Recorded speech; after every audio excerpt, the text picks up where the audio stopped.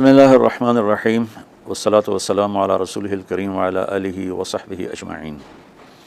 عید کی خوشی ہم کیوں مناتے ہیں؟ پہلے میں یہ تھوڑا سا واضح کر دوں کہ رمضان کا مہینہ اللہ نے پورا ایک ہمارے لیے خوشی کا مہینہ بنایا ہے، جس میں اللہ کی جنت کے دروازے کھول دیے جاتے ہیں، جہنم کے بند کر دیے جاتے ہیں، شیطان قید کر دیے جاتے ہیں، جنت کو روزانہ سجایا جاتا ہے، اللہ کا عرش پہلے آسمان پہ آ جاتا ہے، اللہ کی طرف سے اعلان ہو رہا ہوتا ہے، کوئی بخشش چاہنے والا، کوئی حاجت مانگنے والا، فرض 70 فرضوں کے برابر ہو جاتا ہے اور نفل فرض کے برابر ہو جاتا ہے، اور نفل اور فرض کا فرق اتنا بڑا ہے کہ قیامت تک 2 رکعت نفل پڑھتا رہے تو فرض رکعت کے ایک سجدے کے برابر نہیں۔ اور اس میں جو مر جاتے ہیں اہل ایمان، ان کا حساب نہیں ہوتا، ان کو قبر میں منکر نکیر نہیں آتے، اللہ تعالیٰ ان کو معاف فرما دیتا ہے۔ اس طرح 29 دن رات یہ سلسلہ چلتا ہے، اور آخری رات پھر اللہ تعالیٰ اعلان فرماتے ہیں کہ میرے بندوں نے رات کو قیام کیا، یعنی تراویح کی نماز پڑھی، دن میں روزہ رکھا، تو میں نے اس پر ان سب کی بخشش فرما دی۔ تو اس خوشی میں پھر ہم سب مل کر اللہ کی بارگاہ میں شکرانے کے مل کر 2 نفل ادا کرتے ہیں اور اللہ کا شکر ادا کرتے ہیں کہ یا اللہ تیرا شکر ہے، تو نے ہمارے گناہوں کو معاف فرمایا، جہنم کو ہم پہ حرام کیا، جنت کو ہم پہ واجب کیا۔ اصل تو عید کی خوشی کی یہ وجہ ہے۔ باقی جو اداسیاں ہیں، ڈپریشنیں ہیں، اس کی وجہ آپس کی محبتوں کا کم ہو جانا ہے، اور دنیا کی ایسی دوڑ جس نے اپنے آپ کو بھی بھلا دیا ہے، اور آپس کی نفرتیں ہیں اور آپس کے بغض حسد ہیں، ان منفی جذبوں نے ہماری خوشیوں کو دھندلا دیا ہے۔ ورنہ رمضان کا ہر لمحہ خوشی کے لیے ہے، اور عید اس کی پیک ہے، اور پوری زندگی اللہ راضی ہو رہا ہو تو خوشی ہی خوشی ہے۔ ہمیں اپنے ملک سے، اپنی نسل سے آپس کی نفرتیں، حسد، بغض یہ مٹانے ہوں گے، تب جا کر ہمیں حقیقی خوشیاں حاصل ہوں گی۔ آپ عید کے لیے غسل فرماتے تھے اور اپنے کپڑوں میں سے اچھے کپڑے منتخب فرماتے تھے، اور فجر کی نماز کے بعد آپ اشراق نہیں پڑھتے تھے اس دن۔ باقی آپ کی ساری زندگی کا معمول تھا کہ فجر کے بعد آپ اشراق پڑھتے تھے، لیکن اس دن آپ اشراق نہیں پڑھتے تھے۔ غسل فرما کے پھر کچھ کھا کے، کوئی میٹھی چیز، کھجور ہی عام طور پر ہوتی تھی، کھجور کھا کے پھر آپ عیدگاہ کی طرف تشریف لے جاتے تھے، اور پہلے نماز پڑھاتے تھے، پھر خطبہ ہوتا تھا، اور اس کے بعد جس راستے سے آپ جاتے تھے اس راستے کو چھوڑ کر پھر اور راستے سے گھر واپس آتے تھے، پھر وفود سے ملاقات کرتے تھے، سرداروں سے، صحابہ سے ملاقات کرتے تھے، اس میں کچھ کھانوں کا اہتمام بھی ہوتا تھا۔ اس طرح ایک عام روٹین کی عید ہوتی تھی آپ کی، ملاقاتیں کرنا، کھانوں میں جانا، اور اچھے کپڑے پہننا، سب کو خوشی سے ملنا، یہ عید الفطر پر آپ کا یہ معمول تھا۔ اسلام جاوید بھائی 2 چیزوں کا مجموعہ ہے، ایک اللہ کا حق ہے جو عبادات کی شکل میں ہے، اور ایک اللہ کے بندوں کا حق ہے جو اخلاقیات اور معاملات اور معاشرت کی شکل میں ہے۔ یہ دونوں کمپلسری پیپر ہیں، دونوں لازمی پیپر ہیں، ان دونوں میں پاس ہونا ضروری ہے۔ میری نماز اچھی ہے لیکن میری دکان پہ جھوٹ ہے، تو نماز اس جھوٹ کی کمی کو پورا نہیں کر سکے گی۔ میری دکان پہ سچ ہے لیکن میں نماز نہیں پڑھتا، تو میرا یہ سچ بولنا میرے نماز کی کمی کو پورا نہیں کر سکتا۔ اللہ کے نبی نے دنیا سے جاتے ہوئے 2 لفظوں میں سارا دین بتا دیا تھا۔ جب آپ کے جانے کا وقت قریب تھا تو آپ 2 لفظ دہرا رہے تھے، الصلاۃ وما ملکت ایمانکم، میری امت میرے بعد ایک نماز نہ چھوڑنا، اور ایک امت کے غریب مسکین لوگوں سے، نوکر غلاموں سے اچھا سلوک کرنا۔ یہ 2 الگ الگ ڈیمانڈ ہیں، جیسے پانی پینے سے روٹی کی کمی پوری نہیں ہو سکتی، اور روٹی کھانے سے پانی کی کمی پوری نہیں ہو سکتی۔ یہ دونوں الگ چیزیں ہیں۔ اخلاق کو عبادت کی کمی پر نہیں کر سکتی، اور عبادت کی کمی اخلاق کو اور اخلاق کی کمی کو عبادت پورا نہیں کر سکتی۔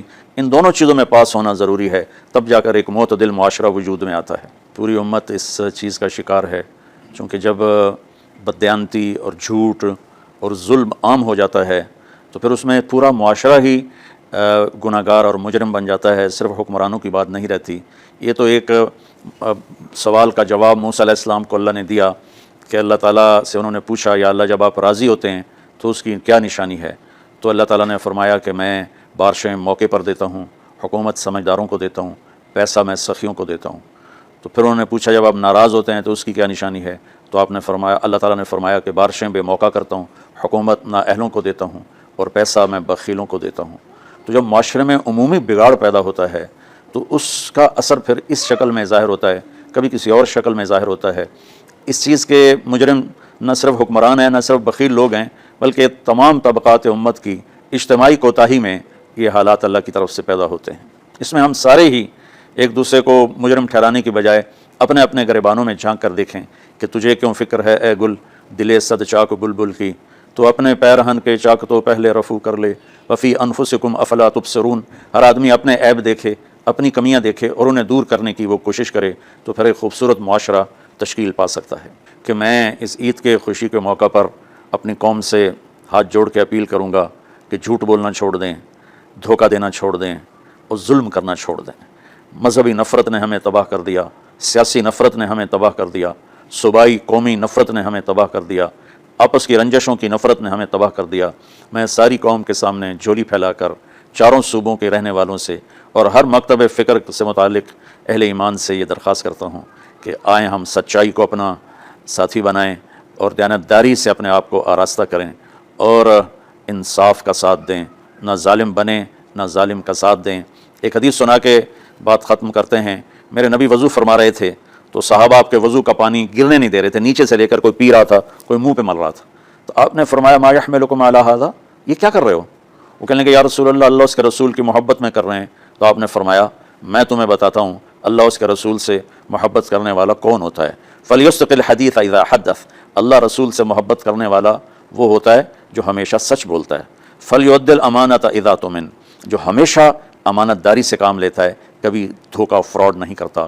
فلیحسن جوار من جاورہ، اور جو ہمیشہ اپنے پڑوسیوں کے ساتھ اچھا سلوک کرتا ہے، پڑوسی اپنے ہوں، غیر ہوں، مسلم ہوں، نان مسلم ہوں، وہ ان کے ساتھ اچھا سلوک کرتا ہے۔ یہ تین نشانیاں ہیں عشق رسول کی، یہ تین باتیں میری قوم اپنا لے تو یہ اندھیرے اجالوں میں انشاءاللہ تبدیل ہو جائیں گی۔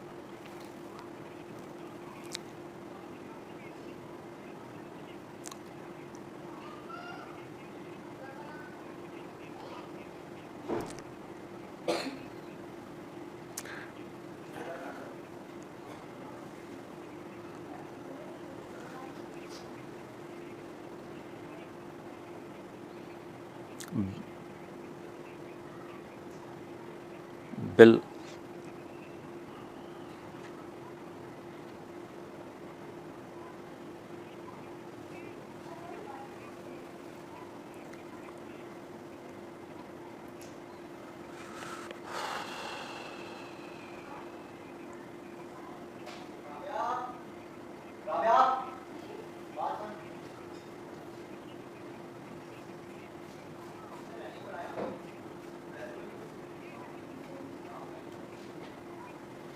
امید تو کبھی چھوڑنی نہیں چاہیے۔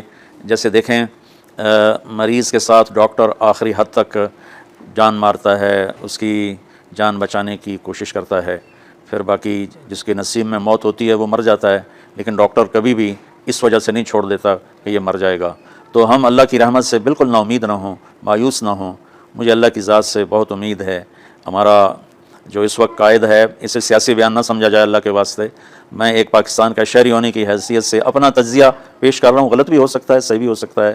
وہ بہت مخلص محنتی آدمی ہے، تو مجھے اللہ کی ذات سے امید ہے اگر ہم سب مل کر ساتھ دیں سچائی کا، دیانتداری کا، انصاف کا، اور آپس کی نفرتوں کو مٹا دیں تو انشاءاللہ ضرور صبح ہوگی، کوئی وجہ ہی نہیں کہ صبح نہ ہو۔